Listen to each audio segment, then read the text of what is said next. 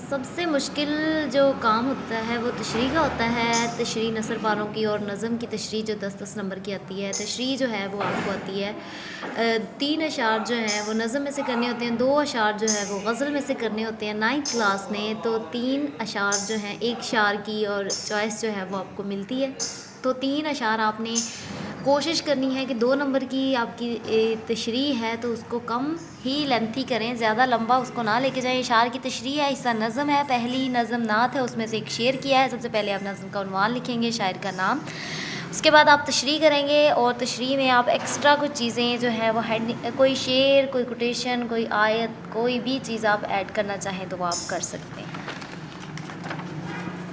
اس کے بعد یہ اتنی تشریح جو ہے وہ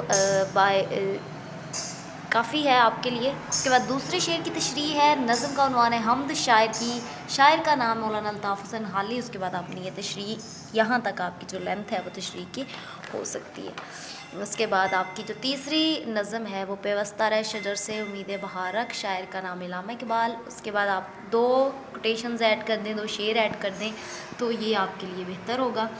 اس کے بعد ہمارا حصہ نظم غزل آ جاتا ہے۔ غزل میں آپ نے ایک شعر کی تشریح، پہلے ایک آپ کو چوائس ہوتی ہے کہ آپ ایک شعر جو ہے وہ چھوڑ سکتے ہیں، 2 اشعار کی تشریح آپ نے لازمی طور پہ کرنی ہے۔